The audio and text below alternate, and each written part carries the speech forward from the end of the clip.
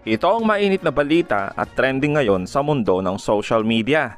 Kilalang Duterte supporter, binulabog ang Kongreso. Ano nga bang dahilan? Well, let's find out. Matapos ipag-utos ni Congressman Migs Nograles ang isang resolusyon na suspindihin agad ng NTC ang SMNI dahil sa patong-patong na paglabag at ang pagpapakalat ng mga maling balita para siraan umano ang kagalang-galang na si Speaker Romualdez, abay uminit ang ulo ng kilalang Duterte supporter at nagpakawala ng matinding pasabog tungkol sa mga congressman. Kaya ba kayo umaarte na kunyari para kayo sa bayan? Binusisino yung mga isyu ng SMNI? Kinontempt si Ka Eric? Dahil yan na ba ang sukli na binigay sa inyo na 5 million each? Ayan, sagutin nyo. Ayon sa aking source. Ano, i-contempt nyo ako? Patawag nyo ako? Noong bago mag-break ang sesyon. Kapalit ng pag-contempt kay Ka Eric at paggigipit nyo sa SMNI. Kaya kayo, mga kapwa Pilipino, kung itong SMNI, kung itong si Ka Eric na napakatapang na, kung ito si Miss Lorraine Badoy, kung itong mga abogadong ito ay binabalahura ng mga buwaka ng ina sa Kongreso, how much more ikaw? Ayon naman sa mga supporter ni Speaker Martin, matapang lang umano itong si Maharlika dahil wala dito sa Pilipinas at sobrang bitter umano dahil hindi siya nabigyan ng pwesto sa palasyo. Maanghang na birada din ang pinalamon kay Representative Migs Nograles, ang binansagang Lady in Red.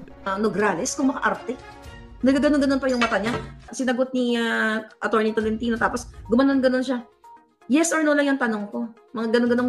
Kung makaarte ka, Nograles, Margaritang Bigatla, ang nilalamon mo, ang lipstick mo, makeup mo, napkin mo, nilalagay mo sa kit mo, pera ng bayan. Nanindigan naman si Congressman Johnny Pimentel na malinaw na may nilabag sila Ka Eric at Dr. Badoy sa nakaraang pagdinig. Nagbigay pahayag naman si Attorney Trixie na kailangan ng gumalaw ni President Marcos dahil sa pinaggagawa ng ilang opisyal na niluklok sa pwesto. I'm not saying I don't like the president. I do. I sincerely like him. He's a good guy. Hindi namin nararamdaman yung pag-aaruga sa amin. Hindi namin nararamdaman, Mr. President, yung care, yung concern. Hindi namin nararamdaman, Mr. President, yung presence ng isang Pangulo na papagalitan niya yung mga tao at sasabihin, hindi ba kayo naaawa sa taong bayan? Sumagot naman ang kilalang kontra Duterte at abogado tungkol sa galawan ng ilang Duterte supporters. Ang target talaga nito, siraan si Martin Romualdez. Kasi nga, di ba, ang alam naman natin kung bakit sila galit kay Martin Romualdez. Yung ginawa nga ni Martin Romualdez kay Sara, yung tungkol sa confidential funds, galit na galit sila dyan kay Martin Romualdez. Naghahanap sila na naghahanap ng butas. Kaya lang, laging nakukuryente sila ng kanilang mga balita. Tulad nila Celes at Badoy, parang isinangla na yung kanilang kaluluwa sa pagsisinungaling. Ayon naman kay Senator Bato de la Rosa na sakaling dinggin ang prangkisa ng nasabing network sa Senado, ay ito ang kanyang naging pahayag. Kung darating man yung cancellation ng prangkisa ng SMNI, darating man yan sa punto na makapasa sa lower house at pupunta doon sa amin sa Senado, well, maasahan po ninyo ako na alam ko what SMNI is doing. I am with you. I am with you. Walang iwanan ito. Kasama po niyo ako sa mga pagsubok na yan. And just hope and pray na malusutan natin yung pagsubok na yan. Tinanong ko na po ito nung last hearing. At tinanong po namin kung saan po nanggaling yung breakdown ng revenue po ninyo noong 2022. Kasi kumita po ang Suarosug ng 105 million noong pong 2022. Yes, Mr. Chair. So, ang sabi nyo, walang kinita ang pulso ng bayan doon, right? Walang sponsor. And the very reason why we cite Mrs. Badoy for lying is based on these revenues. And if we're going to move for a furlough, no, and not seeing in these documents those she mentioned in the last hearing pertaining to all those advertisers, we will be constrained to put her in the detention. Kasi nga, talaga nagsisinungaling siya. Dahil dito sa sinubmit nyo, I haven't seen Attorney Mark Tolentino. Wala akong nakita dito pertaining to the subject advertisers that she mentioned in the last hearing. Mr. Chair, Yes. we have no program Pulso ng Bayan, Mr. Chair. Ah? Only morning. Laban kasama ng bayan is the program of Badoy and kay Eric, not Pulso ng Bayan, Mr. Chair. Okay, doon sa Laban ng Bayan, she mentioned ay 3 sponsors, correct? Yes, Mr. Chair, but based on my information, she has no personal knowledge with that, Mr. Chair. So in other words, wala kayong sponsor doon. Yes, Mr. Chair. So she was lying indeed. Dahil sinabi niya meron, and you told us na wala. Based And that's the on, reason why we cite her for contempt. Is that correct? yes, Mr. Chair. Yeah, okay. So, in other words, kino-confirm pa rin ng mga dokumentong to na talagang wala na sponsor yung programa na kung saan siya ang host. That's why I answered, Mr. Chair, in our last hearing, Mr. Chair, that there was no advertisement, Mr. Chair. Okay, okay. So, indeed, So, I we were tried to correct, correct, in us citing her for contempt. I tried Okay. to correct, Mr. Chair, Dr. Lorraine, Mr. Chair, in her answer. All right. Now, Attorney Tolentino, we asked for the documents sa 2023. Makikita po ninyo dyan, pakibalik lang yung slide.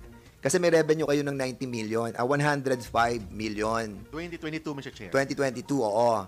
And trying to read yung inyo pong documents that were submitted, 13 contracts to na sinabit nyo po ngayon. Total of 6.25 million ang totality nitong contract na to. So, if you're going to assess yung pong 2022, paano po kayo nag-arrive sa 90 million na revenue? Para lamang po sa inyo pong mga programa. Based on my personal knowledge, Mr. Chair, No, we're not asking your personal knowledge. What we're asking for is the documents that we asked in the last hearing. And precisely the reason why we asked for it, because we wanted to find out saan ang galing tong perang ito. that's why, Mr. Chair, we will submit that within the day, Mr. Chair, with respect to the receipt, Yes, Mr. you Chair. submitted is an agreement on 2023, not on 2022. We're asking for the 2022, 2021, but you gave us 2023. And today, paano namin, well, buti na lang, nabasa ko yung 13. Nakuha ko yung total, 6.25. Meron kayong kontrata, 100, 900, 135. Total ng 6.25 million for the year 2023. We are talking about 2022.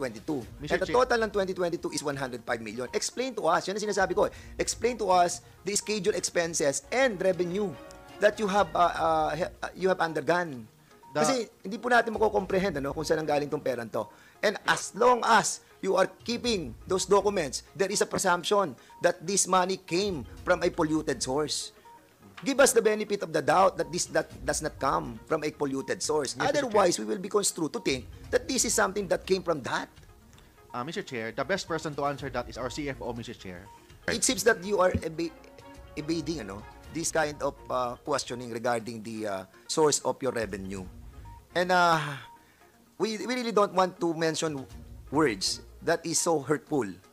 Dahil kung titingnan mo to, at bibigyan nyo kami ng agreement like this, 13 agreements na hindi nagmamatch doon sa 90 million o sa 105 million per se, it's hard for us to analyze. Di ba? And even the BIR, they are basing your taxable amount based on your audited financial statement. They are not basing on the detailed Kasi detalye ang hinihingi namin, but you're not giving us the detailed. And we cannot really compute even your salaries. Yung production tingnan niyo yung program and production expenses nyo ng 2022, nag-jump siya ng 15 million. Explain to us.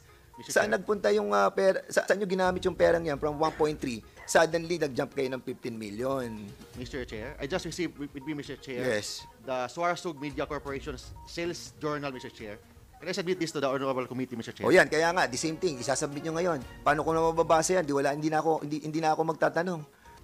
Alright, I think, Mr. Chair, the problem is the submission of all these documents, So we will be asking na lang po siguro to ask the BIR para at least masimpina lahat ng mga documents.